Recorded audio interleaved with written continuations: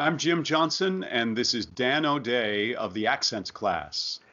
Jim, once an actor has gotten the accent, can you give me an example of one thing they can do to recall it, to have it at the ready whenever they need it?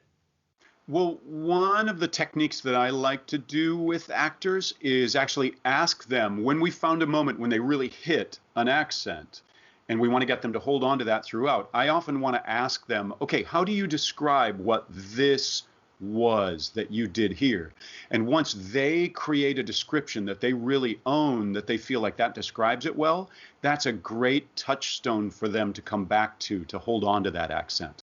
But my father, he kept ladling gin down her throat.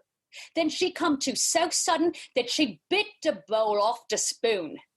Now, what would you call a woman with that strength in her to die of influenza? And what become of the new straw hat that should have come to me? Somebody pinched it, and what I say is demmed it pinched it, done her in. Cool. Great. Lots of great stuff. Aye. Can you put a liquid U in the word new? So it's going to sound like it's got a Y sound after the end. Yeah. And what become of a new straw hat? There you go. Yeah. New. Of a new straw hat. You know, you just had this moment that I'm surprised we haven't had come up tonight, which is that you said hat and it wanted to kind of go hat, instead of a full-on hat, because it tends to be with Cockney a very distinct big ah. Like it's very flat, and we keep thinking not flat.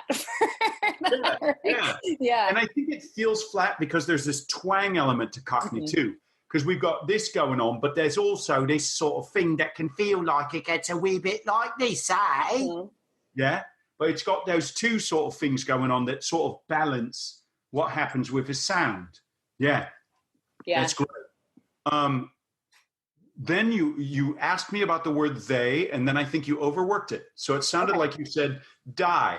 Now, there's two different things that we can talk about here. One of them is that diphthong of they becoming thy. Can I hear you say that? Sorry, of they becoming... Cockney. Just be Cockney and say it. Die.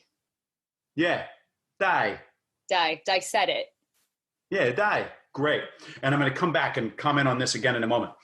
The other sound in that is the TH, which right now you're kind of going to a strong D, like a beautiful, crisp D. And I want a sloppy, I want a heavy, dull D. So die. Die. Yeah. So it kind of feels like it's a dull D. Yeah. The reality of what you're doing with that is instead of making a D with the tip of your tongue against that gum ridge right behind your teeth, what you're doing is you're moving it from the tip of your tongue to the blade of your tongue. So you're kind of flattening that part. You also might be moving it onto your teeth, but I think the most important element is this flattening. And this is going to come up in accents again and again. So that's why I really want to take a moment, not just for you, but for everybody else to make this clear. And die... So you're still, would you say you're still saying the TH, but you've just changed the placement of the tongue? You could look at it that way as well. Okay. Yeah. Die. Yeah. Die. It's almost like a deep... no, that does it for me. Flame. Yeah. That's great. It's like putting a muffle on a drum. You know?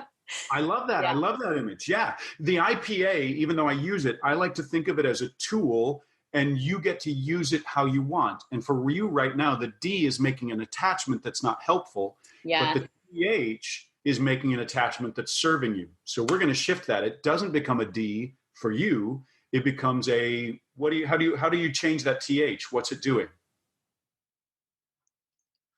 Well, I'm not using the tip of my tongue. I'm using just, okay.